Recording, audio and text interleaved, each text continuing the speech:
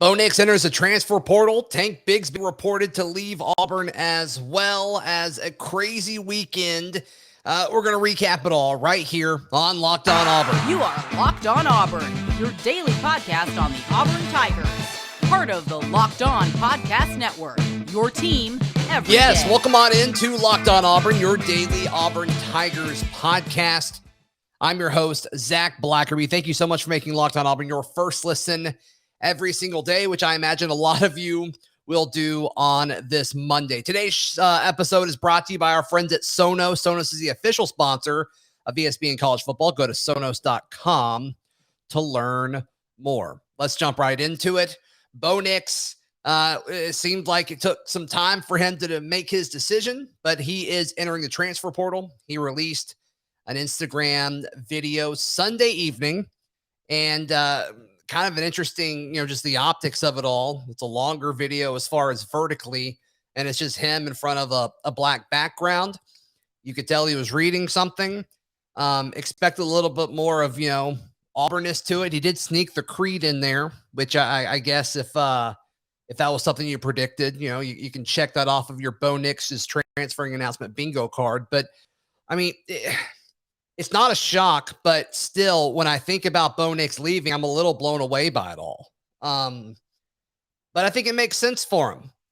How much better could he get under another year of an offensive coordinator? We'll talk about that in a moment. But just the aspect of, he went 21-13 at Auburn, and I don't know. I would have almost felt a little weird if he had come back based solely on how he handled the whole thing. And this is the second show we've recorded today. We recorded today's show originally speculating on Bo Nix, and then, of course, he dropped the news, and so we had to record it again. But the first take of all of this, Lindsay and I speculated on the fact of, okay, why is it taking him so long to do all of this? I was a little turned off on how he's handled this whole thing. And so now that he is leaving, it's like, okay, you give Auburn's coaching staff, you give them a few days to pitch to transfer portals or to high school kids coming in. The quarterback situation, I mean, Holden Garner is the guy in this class. I don't think you're going to take more than that. But I think you have to get on some of these quarterbacks that have entered the transfer portal. And so they're able to do that now. And we don't know. Bo could have told Harsin and company several days ago. We don't know what all was going on behind the scenes, but it sounds like, according to JG Tate of Rivals in the Bunker, posted, Bo and his dad sat down with Brian Harsin. They had a conversation about what they wanted. It didn't go that way. And that's that. And he said, hey, we're going to intend on transferring. That may be true. Justin Hokanson of AuburnLive.com has been all over this whole thing. And he's kind of said the whole time, he's like, I'm expecting Bo Nix to transfer. And, every time that Bo said, hey, everything's still on the table, I guess he was looking at all of his options. And so he is leaving. He will not be Auburn's quarterback next year. And look, Bo's going to be a pretty attractive option for a lot of schools that feel like they're a quarterback away. I think with a proper offensive line and, reliable wide receivers, I think Bo Nix could be really, really good. But you can't blame the guy for leaving.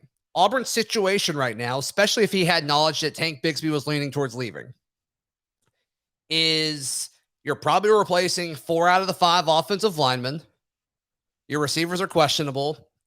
And now you have questions with your running back room as well. Jarquez Hunter is serviceable, and I think he could be a solid SEC back. He was on the SEC freshman team, rightfully so. But you need more than that in the SEC, as we've learned over the past several years there. And so Bo's going to be an attractive option for these guys. He's athletic, assuming everything heals well. It sounds like his rehab is doing well, which is great for him. But he's got 2 years of eligibility. I don't think he wants to use 2 of those. And one of his interviews, I think it was with, the folks up in Birmingham, but talking about how his goal has always kind of been to go to the NFL, and perhaps he can do that now. I think that path may be easier if he can go and get some good tape behind a better offensive line. And I mean, it's just another hole that Auburn is going to have to address. It's going to be weird seeing Bo Nix in a different uniform in 2022. But still, he's going to have to learn a new offense. He's going to have to get reacquainted. But you have to know, I mean, the amount of thought that Bo Nix put into this thing, into this decision, you know it had to be tough for the kid. This guy loves Auburn. And he put out this interesting post after he graduated saying, Auburn, thank you so much for making my dreams come true. And a lot of people were like, well, that's weird. What's going on with that? And then obviously now it was kind of setting the stage for what was going to come. So there you go. But hey, props to Bo Nix. I mean, I guess a 3-year starter in the SEC. Does he stay in the SEC? Justin Hokanson was saying that he's expecting Bo Nix to either transfer to UCF or Cincinnati. Those were two schools that were brought up. Obviously, his tie with Gus Malzahn. Don't fully understand why he'd want to go back into that system. I don't think that system really helped him during Auburn, but maybe when he's playing lesser competition, possibly it'll help him. And then Cincinnati, they're a playoff team. They're playing championship football, and their quarterback is leaving. So I think that makes sense. But shortly after this announcement comes, Justin Hokanson of AuburnLive.com reports that he does not expect Tank Bigsby to return. Tank was one of 3 players that did not report to the start of bowl practice for the Auburn Tigers. The other 2 were Zacoby McClain, which we already know he is announcing he's entering the draft, and Roger McCreary. No official announcement. There's been a few goodbye posts kind of thing, and he's in every mock draft that you read, but nothing official from Roger as of yet. Or at least I haven't seen it, but still, we all expected Roger to leave and go be a first-round pick in the NFL draft. And so with that, no Tank, and he's not expected to return to the Tigers per Justin Hokanson. Talk about a bombshell. Like, let's just drop everything on a Sunday night. I think it's crazy. I think it's absolutely crazy. But you look at this offense now, you don't have a quarterback. You have Jarquez Hunter, but like, your number 3 guy, Sean Shivers, he's at Indiana now. And then you look at it and it's like, okay, Damari Alston, is he going to be ready? Citizen's a hot shot running back that may sign with the Tigers on Wednesday. Maybe this helps Brian Harsin get a guy like that. But man, it's just, you look at this roster and it already had so many holes. We talked about that several times over the past week or so with the transfer portal kind of heating up. It's like, man, Auburn has so many needs. And I wouldn't be shocked if they didn't go transfer portal running back, but I think you got to go quarterback at this point. I just think when you look at this roster right now, I don't think you can just ride into 2022 hoping TJ Finley takes that next step. I just don't think you're there yet as a program unless you bring in the new offensive coordinator, and the new offensive coordinator absolutely loves what TJ Finley's ability is, but I just don't think that's it for him. And so it's going to be a fun offseason. We're going to be able to see Auburn pursue a quarterback probably in the transfer portal, as well as bring in Holden Garner, the true freshman. It's going to be a 4-way battle probably for the starting quarterback job, because I know a lot of Auburn fans want to see Demetrius Davis, and I think he's legitimately going to get a shot. And it's just going to be wild. It's going to be absolutely crazy. I've been telling you about Prize Picks, and if you haven't signed up for Prize Picks yet, what are you waiting for? In addition to the college football action, Prize Picks makes college basketball even more exciting.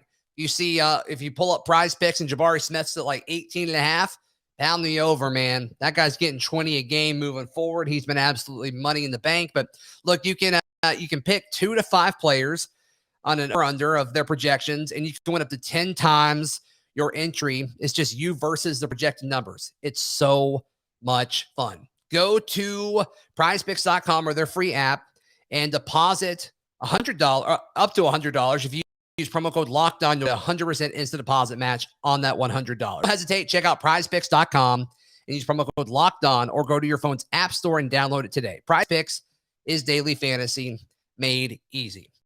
So no Bo Nix, no Tank Bigsby, and currently no offensive coordinator.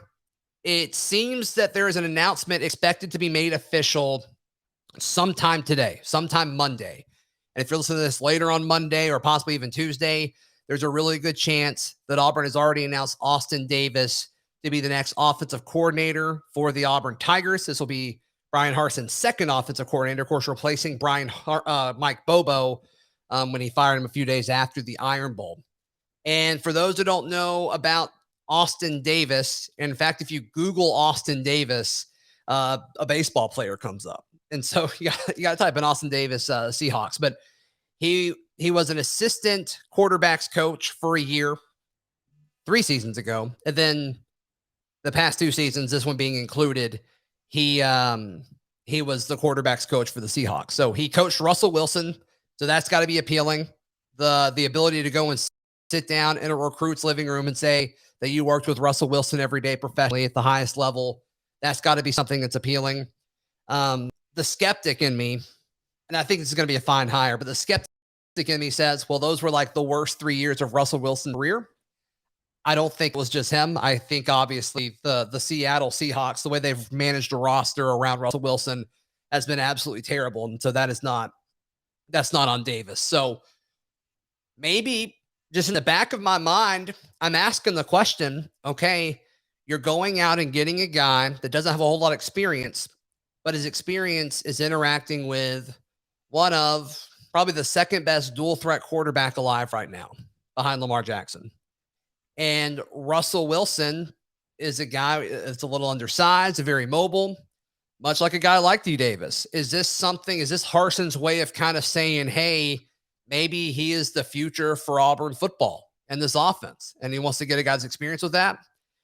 It's probably more coincidental, but it's still a question that I want to ask that I think is interesting to talk about. So there's that. Harsin, it seems like he wants to call the plays. And so a lot of Auburn fans will like go and get Del McGee. But I think a lot of these dudes that aren't currently calling plays, that are in really good situations like McGee at Georgia, they're probably not going to leave unless they're able to call plays. Like, why would you leave? Why would you leave a good situation unless you can kind of get into a spot where you can better yourself professionally and kind of further your career as an offensive mind? So I get it. But this is a guy that can just come in and coach, and specifically coach quarterbacks. And then Harsin kind of becomes the pseudo leader of this offense.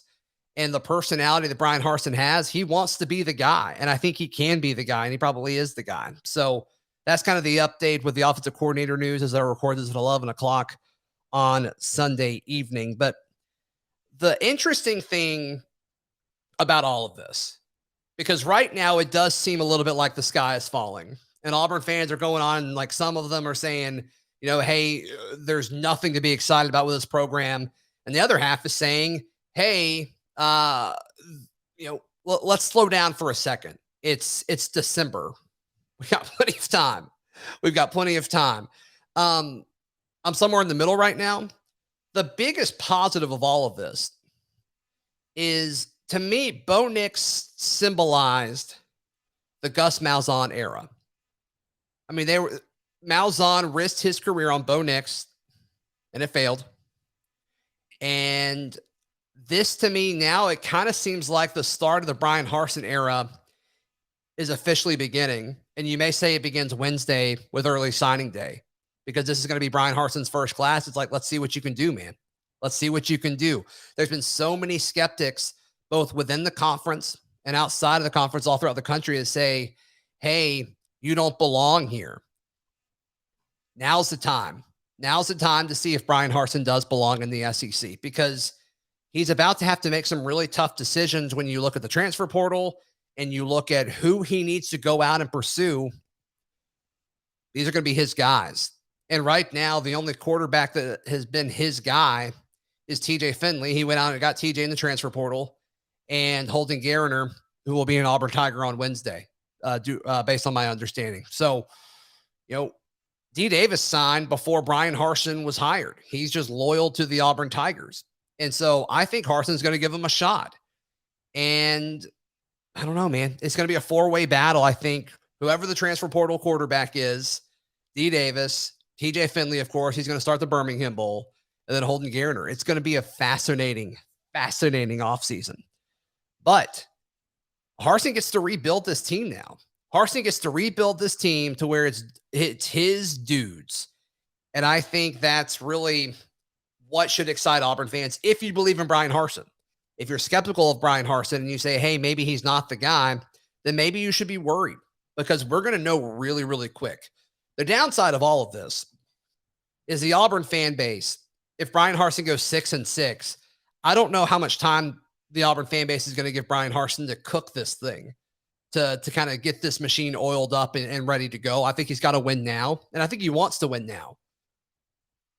But any Auburn fan that says Bo Nix leaving is a good thing and is going to hurt Auburn's chances in all of this, they're wrong.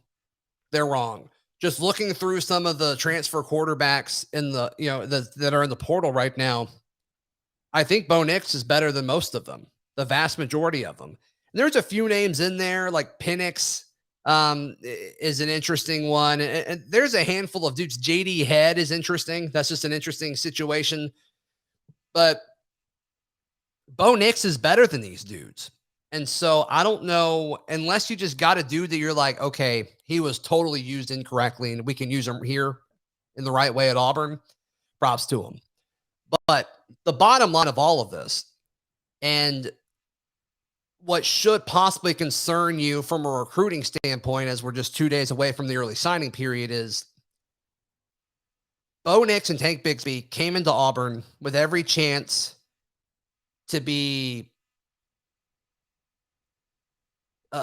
an extremely productive and successful player. And Auburn, bottom line, Auburn failed them. Now, is that Brian Harsin's fault?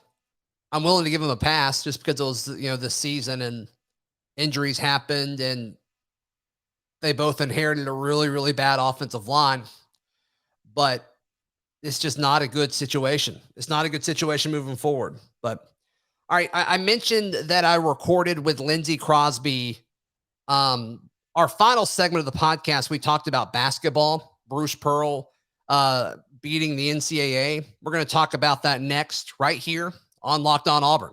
First, let's talk a minute about kicking things up a notch for the big game, the grand stage, the Super Bowl 56 at SoFi is less than 100 days away, and On Location, the official hospitality partner of the NFL, is the only place to score a once-in-a-lifetime Super Bowl ticket and experience package to the big game. Select your exact seats and choose from elite experiences featuring an exclusive pregame celebration with college stars turned NFL legends like Troy Aikman and Marcus Allen, plus accommodations at 5-star LA hotels and food by the great Wolfgang Puck. Visit onlocationexp.com/SB56 for more information or search Super Bowl On Location. That's onlocationexp.com/SB56 or search Super Bowl On Location. Today's show also brought to you by Built Bar. If you're having a hard time deciding what to gift the health fanatic in your life, Built Bar is the way to go this holiday season. Also, they've got a ton of really fun, special, limited flavors at built.com. That's their website. I ordered caramel macchiato late last week. I got it over the weekend, and it's delicious. It tastes like my favorite caffeinated beverage. So all of these bars, very high in protein, very low in calories and sugar, and they're delicious. I love that they keep me full for a long period of time. So go to built.com, use promo code LOCKED15 to get 15% off your order. That is promo code LOCKED15 for 15% off. That is at built.com. Final few minutes, Lindsay Crosby. News came out from the NCAA this past Friday. It's kind of been looming for the past 4 years. And finally, it's like, oh, it wasn't as bad as we thought. So in response to everything that's happened with Person and Austin Wiley and D'Angelo Purifoy and all that, it's a fine. It's Bruce Pearl being suspended for 2 games, and he has already served half of that. The other will be against North Alabama in Tuesday night's action. And then they're on probation for 4 seasons, and they lose 2 scholarships over those 4 years. Thank goodness it's over, because we would have taken that a long time ago.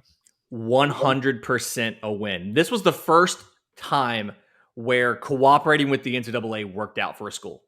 I mean, Auburn goes out there, Auburn self-imposes recruiting, restrictions. Auburn self-imposed as a postseason ban last year. You made the point on ATG on Saturday, but that was pretty strategic timing on Bruce's part. I think he knew what that team was capable of. He knew that wouldn't be a deep playoff run.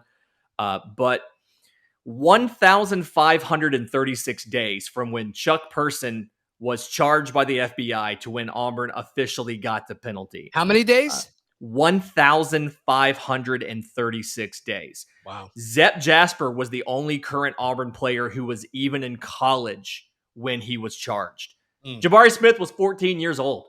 So if there was any sort of postseason ban, anything like that affected this current team, you were going to hear about it. You were going to hear Auburn fans, and rightfully so, because nobody on this team, this was a situation where what Person did hurt the team. It didn't help Auburn any. Auburn didn't gain anything from this. He was getting players to leave the school, go pro, and sign with a specific agent. So I'm glad that it worked out for Auburn. I'm glad that they saw, Auburn took it seriously. Auburn cooperated. Auburn self-imposed penalties. They saved the punishment. They even said that they had grounds to impose a second year of a postseason ban, but they decided our self-imposed penalties were enough. I'm hoping they saved that postseason ban and all that extra stuff for our friend Will Wade over at LSU.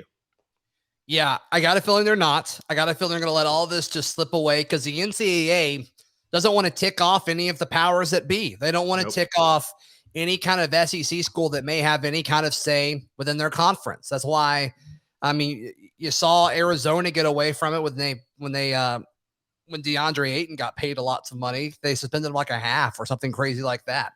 Dumb. And so the NCAA is holding on to any kind of power that they have because they don't want a conference to leave them because they're getting all this money to essentially just organize the NCAA tournament and the championship events. And that's about it. They already lost football. So I just don't think, I don't think that it would be smart for them to do any of that, especially in this day and age of NIL.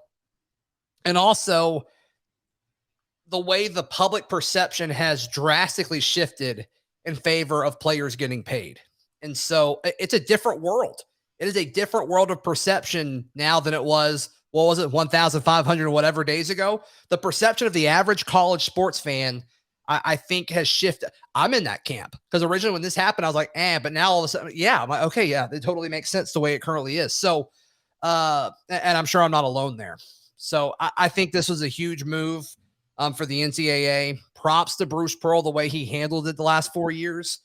And, I think the opting out last year or the self-ban last year was a bit strategic. I think Bruce Pearl kind of knew what he had. Does the team play a little bit harder if they know that there's something to play for? Probably so. But still, the way they handled even the Sharif Cooper situation, which was totally bogus and all that. So props to Bruce Pearl, props to him leading this program. And it could have been so much worse. It could have ended this terrible, or it could have been terrible and ended this awesome thing that we've had for the past several years now. Yeah. I'm glad that the NCAA kind of realized, if we go too far with any of this, that antitrust exemption we have is gonna be in danger. And so while I'm sad that LSU is not going to get a bigger penalty and some of these other schools, I'm glad that this team still has a chance to play for the postseason because I've said this before, but I genuinely do feel like athletically, this is one of the most talented Auburn basketball teams we've ever seen. Yeah. And thinking about the Final Four team and what they did with the talent they had, and just thinking about if you make comparisons to players and things like that, this team is so much deeper and the talent at the top is so much more elite. The ceiling is higher on this team and the floor is higher and the depth is deeper. And so if that team got to the Final Four off of chemistry and passion and effort, imagine what this team with the chemistry and the passion and the effort combined with their natural innate talent can do. This team has a path to win the NCAA championship this season, and this ruling does not stop us from doing that. And for that, I'm grateful. We do lose 2 scholarships over the next 4 years. You hate it for the guys on the end of the roster who, the walk-ons who would have got rewarded their last year with a scholarship or something. You hate it for them, but, the end of the day, the NCAA said that's just another tool we have. They're willing to punish a kid who doesn't have a scholarship just to prove a point about something that happened 1,500 days ago. Right.